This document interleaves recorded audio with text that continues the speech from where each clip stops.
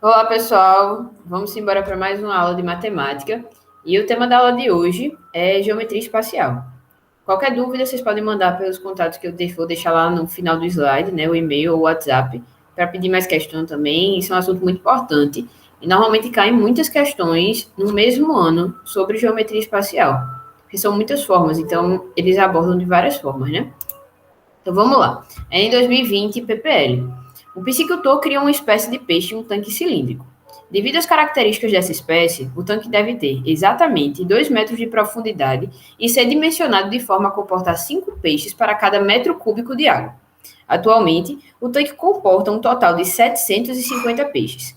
O piscicultor deseja aumentar a capacidade do tanque para que ele comporte 900 peixes, mas sem alterar a sua profundidade. Considere 3 como aproximação para π. O aumento da medida do raio do tanque em metro deve ser de. Então, ele está pedindo um aumento, o raio, depois de fazer esse aumento, né, para caber 900 peixes. Mas eu não sei o raio atual. Então, essa é a nossa primeira pista. Lembrando que em questão de matemática, principalmente nessas que são muito grandes, vão usando a caneta e grifando, principalmente as quantidades, para facilitar o entendimento da questão. E aí, o que a gente vai ter que saber agora? Exatamente qual é o tamanho do raio atual. E ele dá 3 informações importantes. Primeiro, a altura do tanque, que é 2 metros, tá aqui. Que existem, que cabem, né, 5 peixes por metro cúbico. Lembrar que metro cúbico é uma unidade de volume. Então, tem que se ligar nisso também. E a dimensão, né, que são 750 peixes. E aí, como é que eu posso descobrir o raio atual? Que é muito simples. Olha só. Se ele diz que a cada 5 peixes eu utilizo um metro cúbico, quer dizer que se eu dividir 750 por 5, eu vou descobrir quantos metros cúbicos existem nesse tanque inicial. Então, eu descobri aqui, ó, 750 dividido por 5, quer dizer que esse tanque aqui tem 150 metros cúbicos, certo? E aí, a gente precisa saber primeiro do volume do cilindro, né? Que seria, no caso, πr ao quadrado vezes a altura, certo?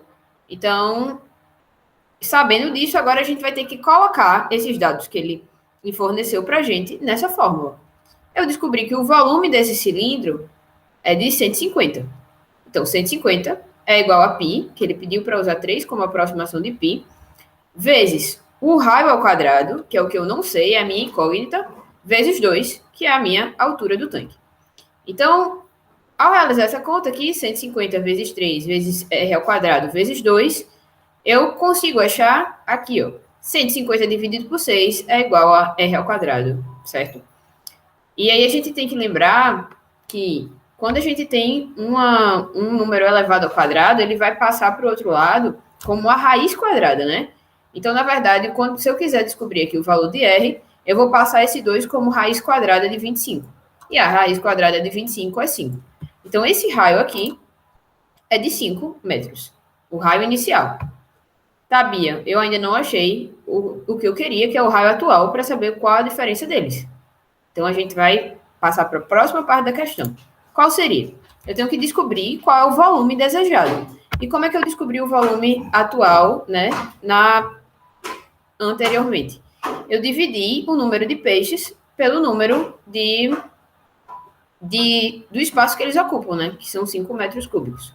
Eu vou fazer a mesma coisa com o volume desejado. Então, se eu quero 900 metros, o número de peixes dividido pelo o volume que eles ocupam, né? Se eu quero 900 peixes dividido por 5, eu teria que ter um tanque ideal de 180 metros cúbicos. E qual é o que eu tenho agora? 150 metros cúbicos. Então, olha só. Esse aqui é o volume desejado, então eu vou ter que calcular qual é o raio desse volume desejado. Vou fazer exatamente a mesma coisa que eu fiz na primeira vez. 3, né, que é o valor de π, vezes raio ao quadrado, vezes 2, que é a minha altura. E isso vai ser igualado a 180 metros cúbicos, que é o volume atual, o volume desejado, para aumentar esse tanque. Então, ó, 6, 3 vezes 2, vezes r ao quadrado é igual a 180. Então, r ao quadrado é igual a 180 dividido por 6.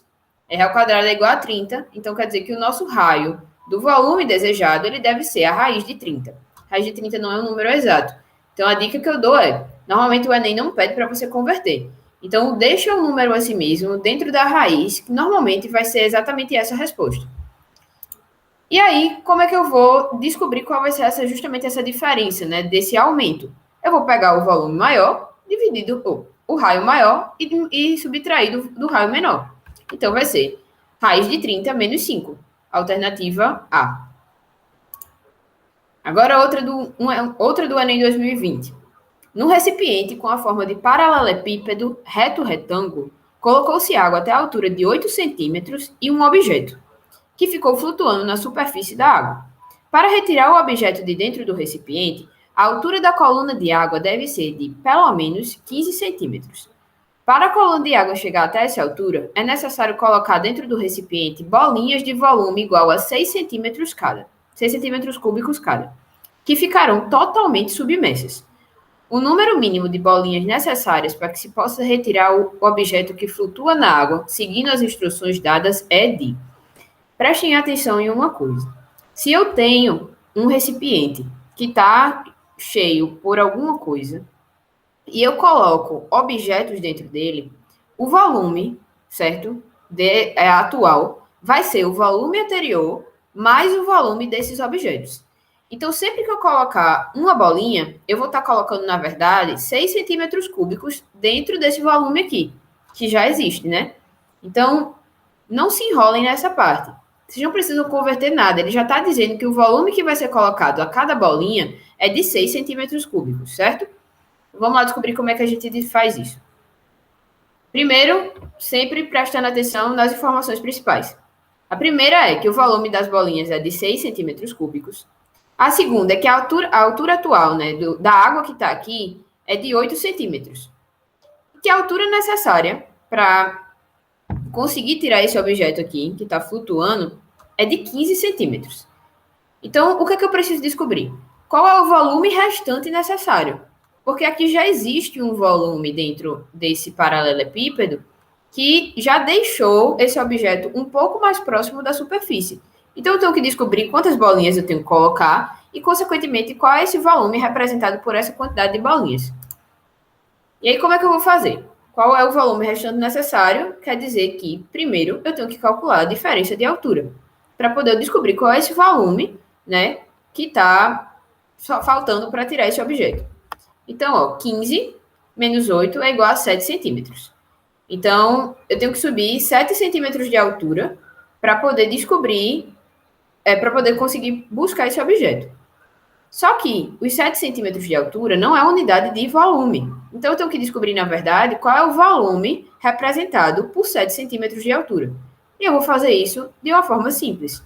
Como é que eu calculo o volume de um paralelepípedo? Base vezes a altura vezes o comprimento.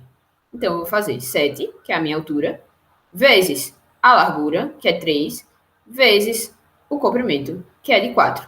Então, multiplicando isso tudo, vai dar 84 centímetros cúbicos. Então, é esse volume aqui que tem que ser preenchido dentro desse paralelepípedo para que eu consiga alcançar a altura de pelo menos 15 centímetros. E aí, a fichinha, né? A gente vai só dividir esse número pelo volume de cada bolinha para saber quantas bolinhas são. Então, se eu tenho 84 centímetros cúbicos dividido por 6 centímetros cúbicos, quer dizer que eu preciso de 40 bolinhas dessa para poder elevar o meu objeto a uma altura de 15 centímetros. Então, a alternativa correta seria a alternativa A. Vamos lá. Enem 2018. Um artesão possui potes cilíndricos de tinta cujas medidas externas são 4 centímetros de diâmetro e 6 centímetros de altura.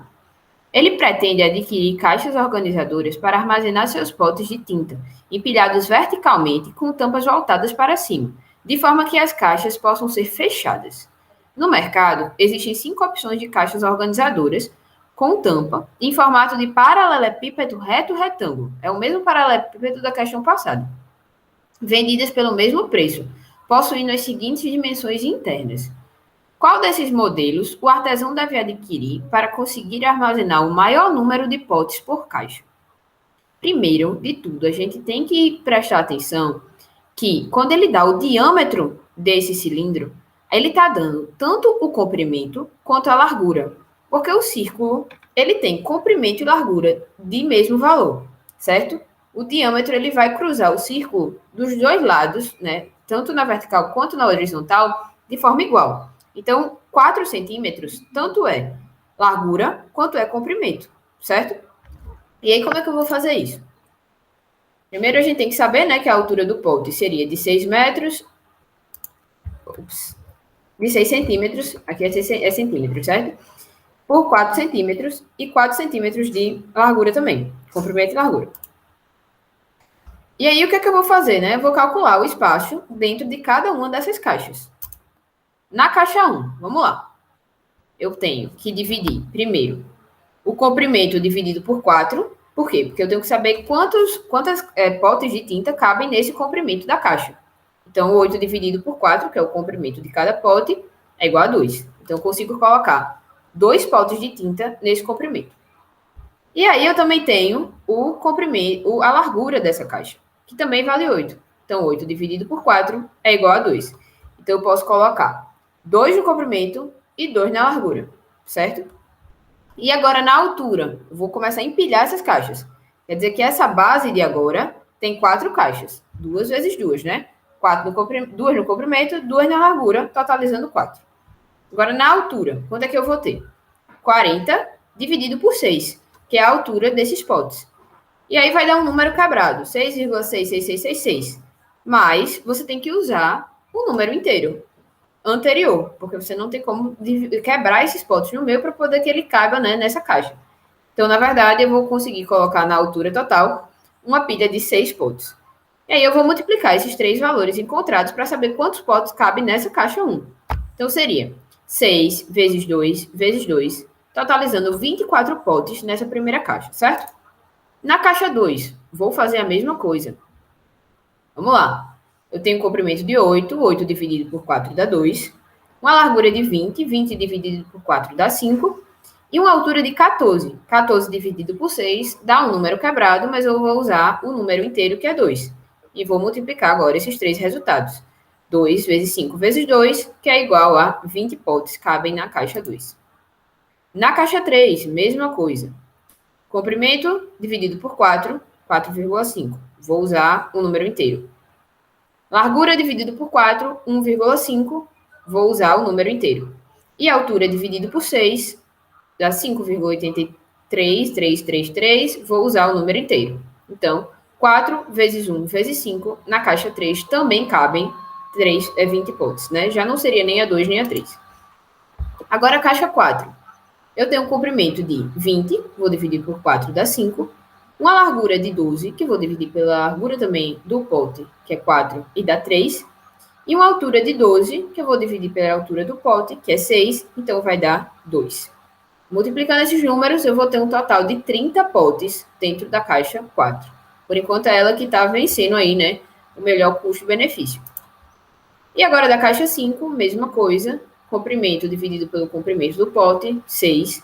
Largura dividido pela largura do pote, também dá 2, né? E altura dividido pela altura do pote, dá 2,333. Vou usar o número inteiro. Então, multiplicando 6 vezes 2 vezes 2, eu vou ter 24 potes. Então, aí, nessa brincadeira, vocês percebem que a melhor caixa seria a caixa de número 4, com 30 potes. Bia, eu precisava fazer todos esses cálculos? Não. Você tem como associar e ver que, claramente, por exemplo, a caixa 2 e a caixa 3, elas teriam pouco espaço para esses cubos, né? Para esses potes. Então, vão tentando treinar essa abstração para não perder tanto tempo fazendo esses cálculos. Para ter certeza, o ideal é sim fazer o cálculo. Mas tem como resolver essa questão na cabeça e não perder tanto tempo, né? Lembrando que vocês têm 3 minutos por questão. Então, se conseguisse ganhar esse tempo a mais nessa questão, já dava uma ajudada grande aí. Então, ficamos com a alternativa D de dado. E agora, eu trouxe essa questão para lembrar uma fórmula que normalmente o pessoal esquece, que é da circunferência. A questão não é exatamente sobre isso, mas para trazer essa relembrada e vocês ficarem ligados caso caia alguma coisa parecida no Enem. E trouxe também uma provocação aí para vocês calcularem e treinarem em casa. Na imagem, a personagem Mafalda mede a circunferência do globo que representa o planeta Terra. Em uma aula de matemática, o professor considera que a medida encontrada por Mafalda, referente à maior circunferência do globo, foi de 80 centímetros. Além disso, informa que a medida real da maior circunferência da Terra, a linha do Equador, é de aproximadamente 40 mil quilômetros. Olha aí, já dava para dar aquela riscada nas duas unidades de medida, que elas estão diferentes. Isso é muito importante para resolver a questão. A circunferência da linha do Equador é quantas vezes maior do que a medida encontrada por Mafalda. Eu não tenho como descobrir quantas vezes é maior com unidades diferentes. Então, qual a primeira coisa que eu tenho que fazer aqui? Igualar essas duas unidades, certo? E aí, a atenção que eu quero que vocês tenham é a fórmula da circunferência. Isso não é o que está pedindo na questão, mas é o que vocês precisam levar para o Enem e é uma fórmula que acaba sendo muito importante para algumas questões. Então, ó, a circunferência ela é igual a 2πr, certo? A medida da circunferência é igual a 2 vezes π vezes o raio. E aí, para treinar, eu trago essa provocação para vocês. Qual seria a medida da circunferência real da Terra, considerando π igual a 3 e o raio da Terra, né, que foi informado aqui na questão. Então, vamos lá. Melhor, o raio da Terra vocês vão ter que procurar, porque não tem na questão. E agora, a questão propriamente dita, né, Enem 2015, vamos lá. O que a gente faria? Igualar as medidas. Então, 40 mil quilômetros são quantos centímetros? Por que eu escolhi igualar o quilômetro e não o centímetro? Porque senão ia ficar um decimal gigantesco no centímetro, né? Porque é o menor número. Então, quando eu fosse converter, eu ia dividir e não multiplicar. Já que eu estou transformando agora do maior para o menor, quer dizer que eu vou multiplicar. Se fosse do menor para o maior, eu ia dividir. Então, ó, percebam aquela tabelinha que é importante para vocês. Todo mundo tem que saber isso decorado para todas, tanto para área e para volume também é importante, certo? E aí eu vou pegar aqui a parte dos quilômetros e encontrar onde estão os centímetros. E aí eu percebo que eu tenho que andar um total de 5 zeros para a direita. Então, eu vou acrescentar, né, 5 zeros a esse número. Que é a mesma coisa que multiplicar por 100 mil. Então, ó, vai dar esse número gigantesco aqui. E agora, como é que eu vou saber a diferença? Dividir esse número pelo 80, que é o valor real. Então, né, eu tenho aqui, ó, 50 milhões de centímetros a mais. A alternativa é. E aí, pessoal, eu trouxe essas fórmulas que são muito importantes. É um vídeo do YouTube, vou colocar lá no material. Ele traz esse resumão aí de todas as fórmulas da geometria espacial. Que é bom sempre dar uma olhada para vocês irem praticando. Tentem procurar questões também com essas formas que a gente não trabalhou aqui. Se não acharem, fala com a gente. Pede para a gente mandar também. E é isso. Bons estudos. Qualquer dúvida, só mandar para esse e-mail ou para esse telefone celular. E estamos aqui. Até mais.